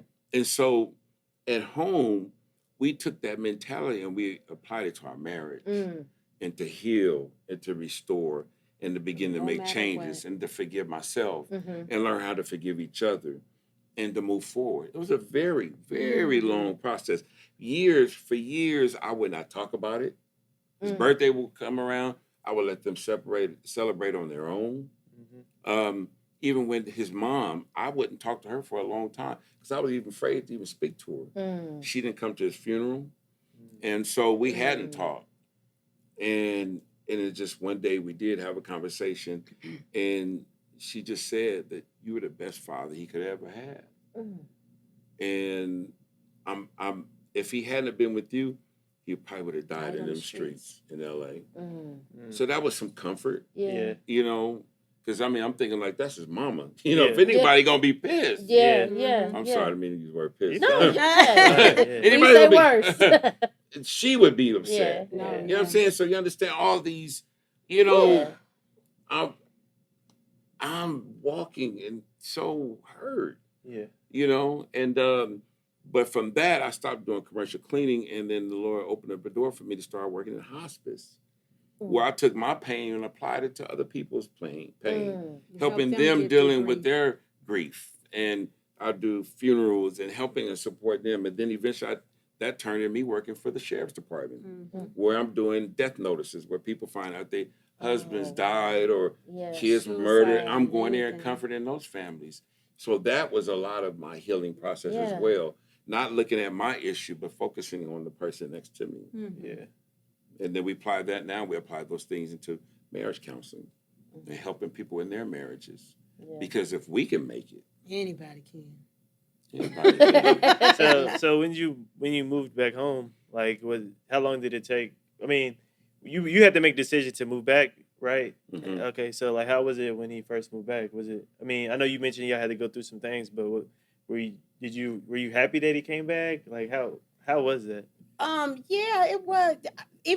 We kind of skipped to that move because that was after little Jajuan passed. Because we separated again. I had moved while little Jajuan was Before living. he died. Before he died, Mm. and 3 weeks before he passed away, I was so wrong, and the Lord told me to take my butt back home. And that 3 weeks after little Jajuan died, Mm. and so, but that 3 weeks was so good because we were very happy. We like, from my standpoint, our family was back together. We were really whole, and then just out of nowhere, this happened. But 3 weeks prior, we had some issues with me and him, but it was really his situation with his biological mother that was hard for him to deal with me because of his unforgiveness towards her. So my son, I found out when he was 8 years old that he was biologically not mine. Okay. So I raised him for 8 years. My name was on the birth certificate. I was there when he was born, and then so during that time, after we found out that he wasn't mine, it didn't change anything in my heart. It probably made my desire to love him and be there for him even stronger. Mm. But it did bring some difficulties in our marriage. And so, hey, did she know all this time? And of course she knew, or she had an idea, but she did this on purpose, But the truth is, she did it because she knew I would be a better father than the, Right. because the father didn't want Yeah. nothing, I made a lot of bad decisions during that time, just because of the dynamic of it all. I made a lot of bad decisions.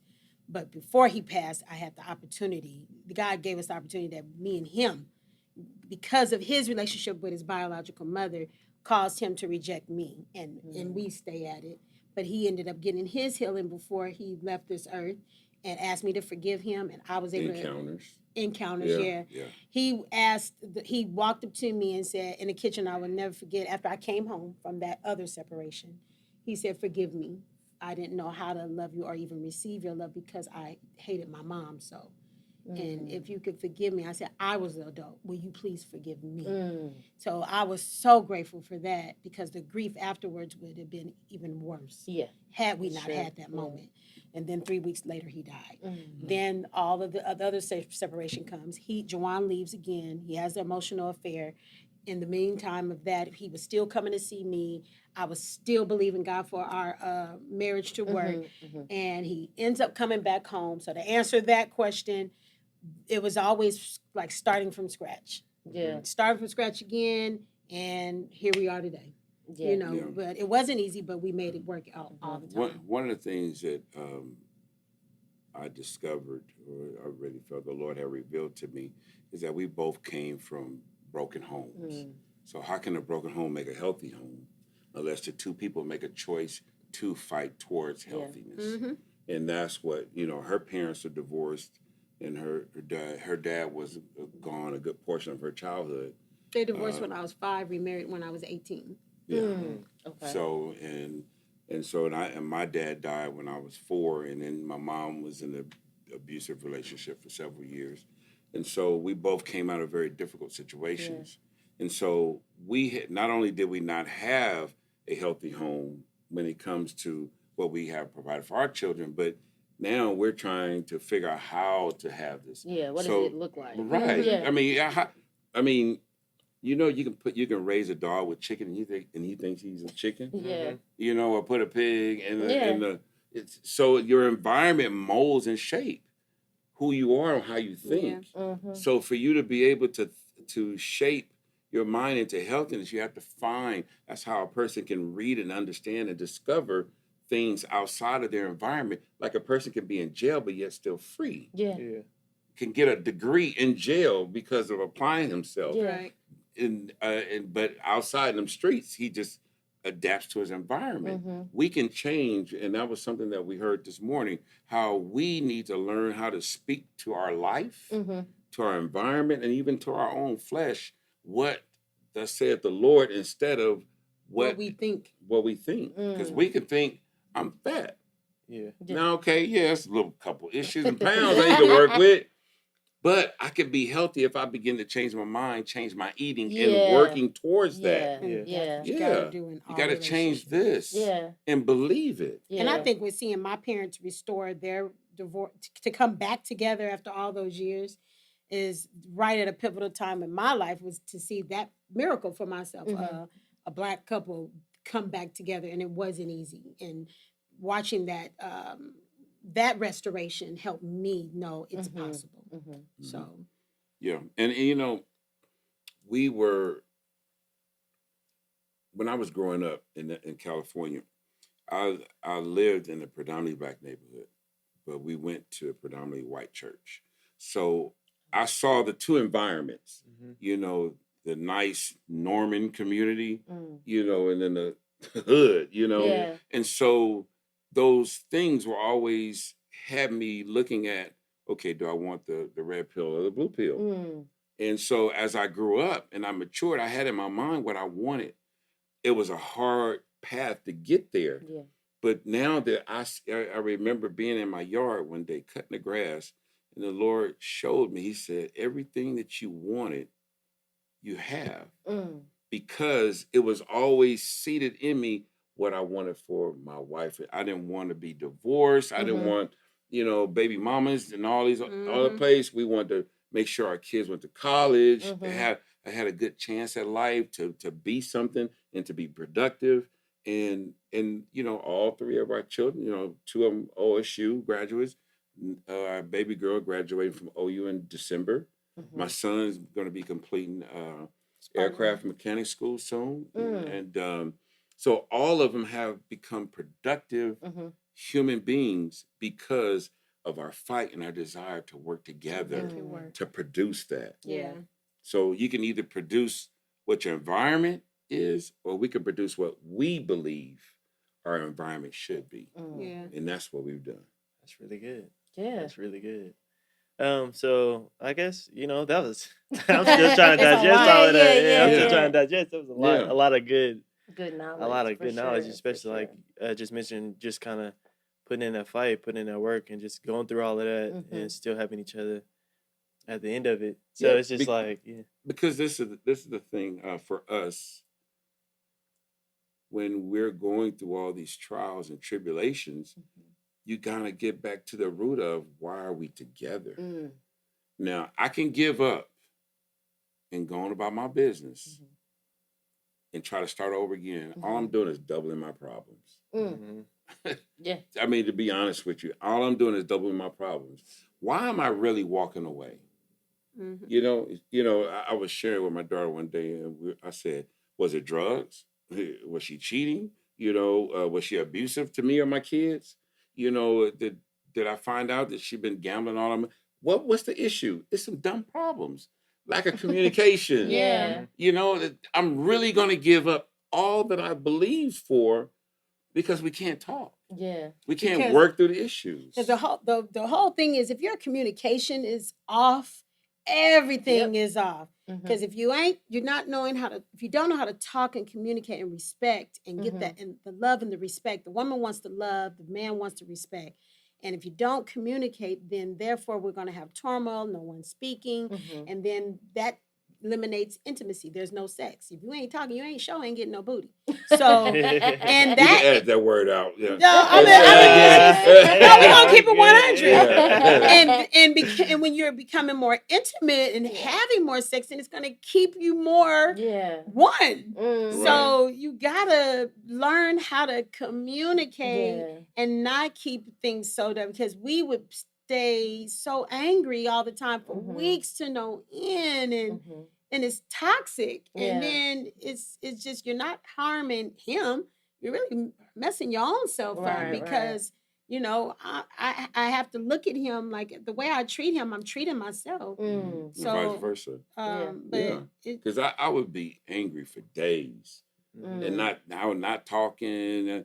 And eventually, as I matured and I grew up, because see, I'm 51 and I'm still learning how to love. I'm still learning how to communicate. I'll be doing it for years. I remember when I would go and visit couples, in hospice, you would see every demographic. From you wouldn't want to go in there and sit down and touch anything in the house, till you go in the house going like, man, I would love to live like this. Both spectrums. And in each situation, they were born, they've lived, and they died. Everybody has the same. I don't care where you live or how much money you got or don't have. We all have that same thing in common. So when I would meet couples, I would always ask, so give me a key. Tell me something about how you guys were able to stay together. And every time I would talk to a couple who'd been at 30, 40, 50 years married, they would always say, it was always rough. It was always tough. But we stuck it out. We worked through it. Yeah. That's the common goal. Yeah. There is no marriage that will ever tell you that it's been easy. Yeah. That they never had. It's a selfless commitment. Yeah. To learn how to forgive and love through all the trials and tribulations. Because they will come. Right. Period. Yeah. So now with y'all being in the space that y'all are in, and you guys have learned so much being together, how is it to have older children and maybe see them making, I don't know, some of the same mistakes y'all did, or maybe seeing them doing things that you would advise against, but also kind of trying to not impose yourself? Like, how is it working with grown children? Yeah. He's better than me. I'm a little imposing, and I gotta work on that. That's the saith the Lord. You No, I'm like, and we ain't, I hope you do this the same with my grandchildren. There is a standard, and this is what we are going to do. Mhm. Now, you have the right to make your own decisions, Mhm. but this is you. At the ultimate thing, you don't. It's not so much pleasing us. You want to please God. Mm. So have that conversation with the Holy Spirit. You come on back to me and tell me what I told you to do. Mm. So you look at the prodigal son. He came to his dad and he was like, "Look, I want to go out. I want to go to the strip club. I need my money. I want to bounce." Mhm. Okay, and the father said, "Okay." He gave him his money and let him go. He raised him. He taught him, and he gave him the image of what a man should be. And he made different choices. Mm. But he imparted into his boys, because they're just the two sons in the story, but he imparted into them what was right, into how to be a man. And so when the young boy came, when the son really realized that he had made a mistake and came back home, he loved them. And so that's what I do with my kids. Just embrace I them raised like that. them. I've taught you right and wrong. Yeah. You know it. We've lived it in front Love of 'em you. through it. And we've taught you the mistakes. We taught you about we've taught you about the decisions that we have made. Because we've been very transparent. Right. From what STDs to right. relationships to everything. Women, everything. Everything. Yeah. You don't have to Because- find out from your homegirl. You're going to find out. Yeah. Because I love you. Mhm. And this is the real. I've lived that life. Yeah. You know. Yeah. And we do, like I've even talked to my kids before going to colleges.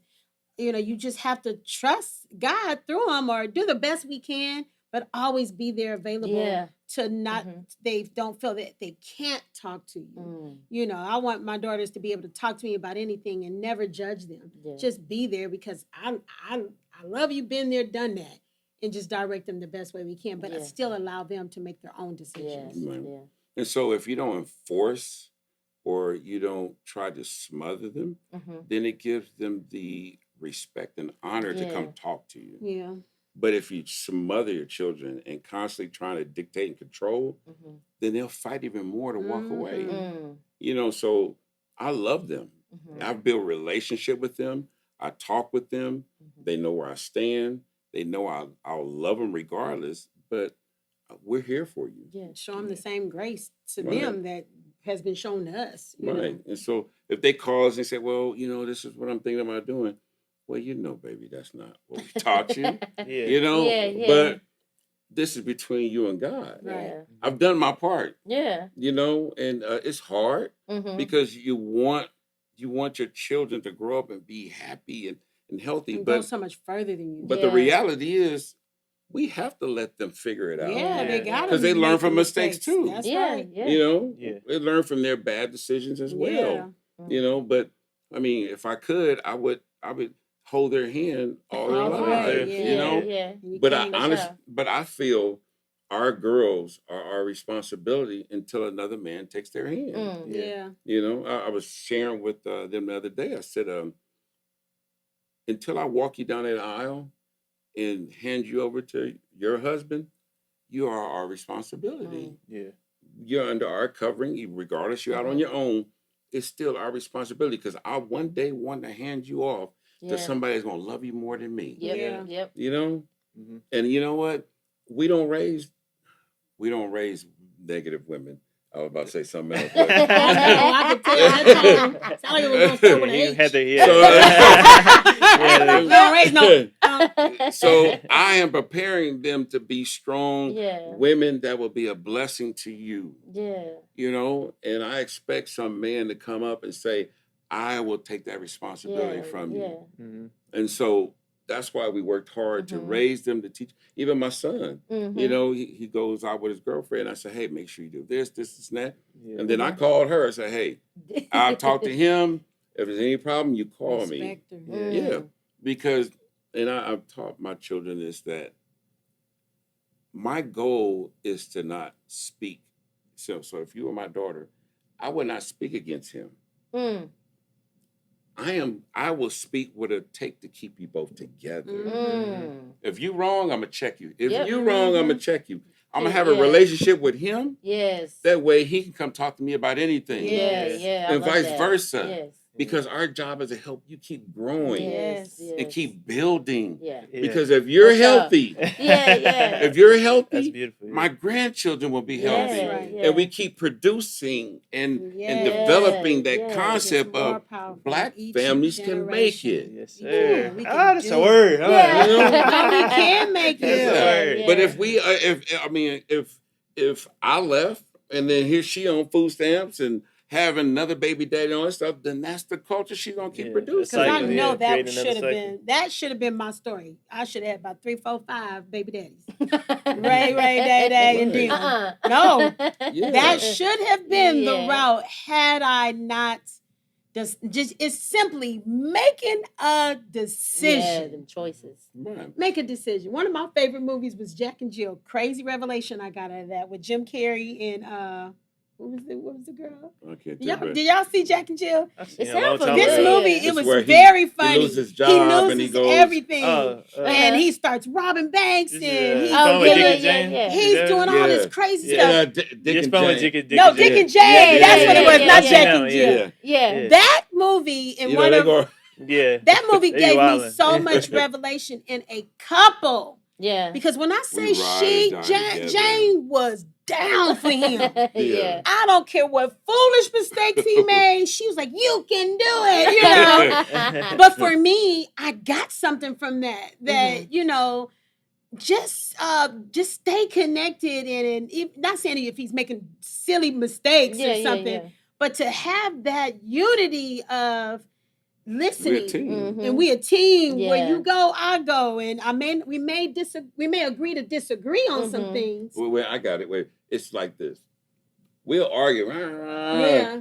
And then you hear somebody say something, I'm like, what you say? Yeah. Yeah. We can It's argue, mine, yeah. but you ain't gonna say Yeah. nothing. You know what I mean? I know that's right. Yeah. You know, we ride for each other. You're gonna be Yeah. some We don't riots. argue and whatever, and we'll keep on moving. Yeah. But we're a unit. Yeah. All right, so what we usually try to do, you know, like y'all drop so many gems off. Hate to ask for one, you know, just for one, but we ask like each of you to kind of give like if you could give one token of advice, whether they be a new couple together 25 years like y'all, just like one token of advice that you think they could, you know, hold on to and make a part of their marriage or relationship. You go first. I think the greatest thing that I have found for myself, especially, I'm gonna speak from being a man without a father, especially that happens a lot in our community, is that to find someone that will fill in the blanks. You know, there's a lot of young men out there that don't know who they are. Mm-hmm. And then they get married, have these kids, and then they turn around and produce the same image that they are struggling with. And so, one, to encourage men to find someone that will help them fill in the blanks so they can be a whole man, to be a whole husband, to be a whole father.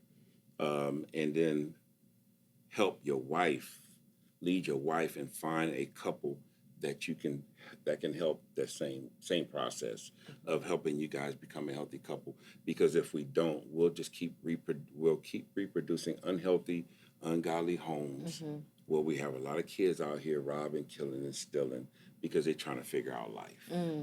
So to me, that would be the greatest thing that I would encourage anybody to find someone, whether it's a man or a woman, but let's start with the man, to find someone that help them fill in the blanks.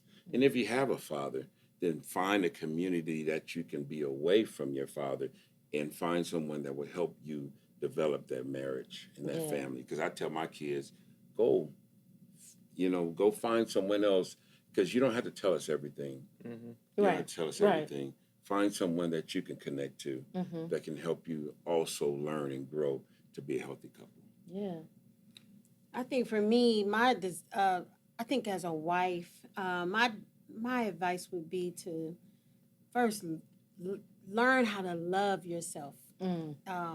Because I think the healthier that you are for yourself, spiritually, mentally, and physically, that you find peace in who you are, then it's going to be easier to look at your spouse to be able to love him and respect him and uplift him the way that he needs to be. We should be a crown to our husband's head. We should be a place of peace, because of all that the average Black man has to deal with in society and the workforce and just their own dreams and aspirations in their own head. They need to have I shouldn't be this storm that he's always in, I need to be that aftermath, that part of helping him put things back together. And that has a lot to do with the state of my heart condition, to be able to be patient with him and loving with him and gentle and having a prayer life, without that, having something that's gonna having that mediator to check me when I'm wrong, to check me when I need to do better, and lifting him up and having that desire to be a team, and knowing that there's nothing impossible. There's nothing impossible with God, so whatever their spiritual avenue is that you choose, you gotta have a good, strong foundation in that, and learn. And if nothing else, I think Black women are so powerful. But shut up. Just shut Ain't up. that it? Ain't that Shut it? up. Yeah. If I had to learn how to shut my mouth, because once again, the power of life and death is in your tongue. Come on. Right. And if you want to see a circumstance and see your husband change, everything change your words. Change what you say. Even if you don't see it, start speaking it. We are a healthy couple. I am devoted to you. You are a man of God. You are rich. You are prosperous. And you show fine. Your sex is good. You look good. I know that's You smell good. Manifest that. All of that. Yeah. Really start speaking Yeah. it, because it changes the atmosphere. But if the home life is always Yeah. that's shame on you, boo. Fix you. Yeah. So then you can fix us. Mm-hmm. And one thing I do want to say to finish this is that we were talking to some couples and they asked us the same thing. And I remember telling them, learn how to forgive and forget. That's a good one. When we argued or when things got bad, we would pull out The Old whole stuff. Receipts. file. Remember Yes. we did this. You got to learn how to forgive. Still learning. Still working on it. Ooh. Still working on it. Forgive Man. and forget. Forgive and forget. You have to, because it's not like, okay, so like I told, when we came home, it was a lot. I think you asked the question about how did we move forward after we got back together.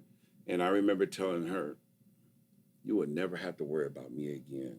You would never have to worry. And I promise you, if anything ever come up, I will let you know. But while I am being the man that you need me to be, I need you to not bring it up. And I need you to heal. In other words, because that's something she has to do. Facts. I can buy her the Facts. world. Yes. If she don't know how to forgive and forget, then I'll just keep buying. Yeah. Yeah. So that was one of the things that I want to make sure that we say here. And I was telling the other couples, learn how to forgive and forget. Yeah. Because now we can have a healthy relationship. And I'm working all day and she hadn't spoke to me. She ain't worried about where I'm at. Because she know I have proven to her. Yeah. And it did take time. It took time. But she learned that through time, she could That trust actions speak louder than that words. my words Come on. were not He just started words. putting the work in. There's action. Yes. She learned how to forgive and forget. And we can move forward in Yes. life. Woo, y'all dropped so many gems. Oh my gosh. Right. We're team too much. No, y'all team, this is perfect. Like, we Yeah. are so appreciative of y'all coming and sharing y'all's love story. I mean, I know we talked about it in the beginning, but we truly don't get a lot of couples who have been together that, 15, 20, 25 years, who are willing to come share these experiences, right? Because like you mentioned, what y'all have been through, other couples have been through, right? Right.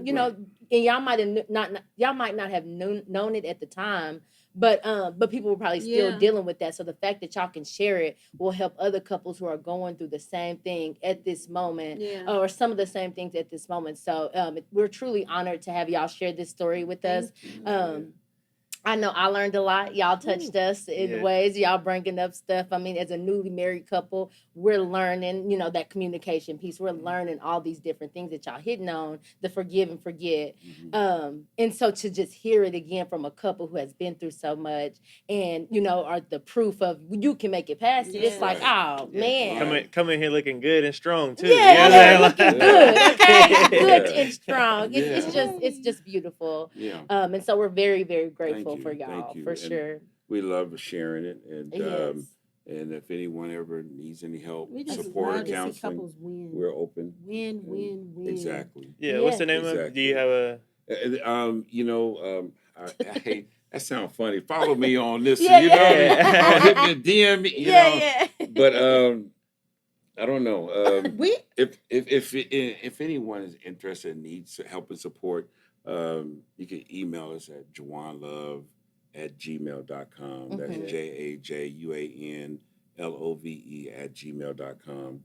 And we're working on some stuff to put together, but we do weddings and counseling and all that stuff. So if anyone needs help, we're always willing to be a support. Yeah, we'll make sure to put that on the screen Yes. and in the bio. So Absolutely. if y'all want to, if you Right. feel like they can help y'all out, definitely reach out. Definitely. Yeah. Definitely. And also, I just want to make sure, can you plug your salon again? I know we kind of talked about it at the beginning, but she kept Niecy. So Niecy, their daughter is my line sister. And I remember Niecy being like, I got to get home because my mama about to do my hair. Yes, I loved it. She would come back with the nice sew-in, the nice person, all of it. So yes, go ahead and plug it. Well, we both own Level 7 Salon Yes. in Tulsa, Oklahoma. So that Instagram is 2L. So small caps 2L's, LLEVEL, number 7 Salon for Instagram, and for the old school people who still do Facebook, it's just Level 7 Salon. But and I've gotten into TikTok too, so that's Level 7. Yeah, my girls are introducing me to some stuff. Show out then. Love to do healthy hair, silk press, known as the silk press queen. And love to do custom made wigs as so.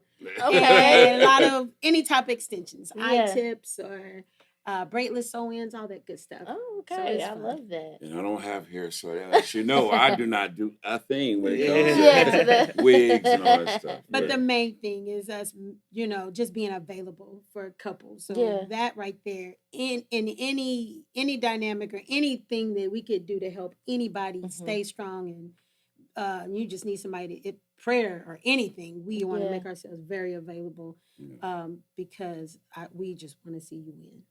Absolutely. Amen. Well, we definitely appreciate that, and I know a lot of couples that are listening to this will appreciate that. So again, thank y'all so much for being on. That was fun. It was truly an honor. Those of y'all listening, if you need any help, you heard them. They are willing to help you. So just email them at the email that's on the screen and in the bio, and they will definitely, reach back out to you to help you. Baby, I don't have anything to add. I think I'm just struck by all the gems that were dropped. Yeah, like always, if you want to reach out to us, you can get us at info@odetoblaklove.com. Definitely trying to sell y'all these shirts. Not gonna lie. Not gonna lie. No, I'm just kidding. I just wanna. I don't think I have anything else. Just head over to our socials and everything like that. All right. Well, we'll go ahead and let that ride. Peace. Right. Bye.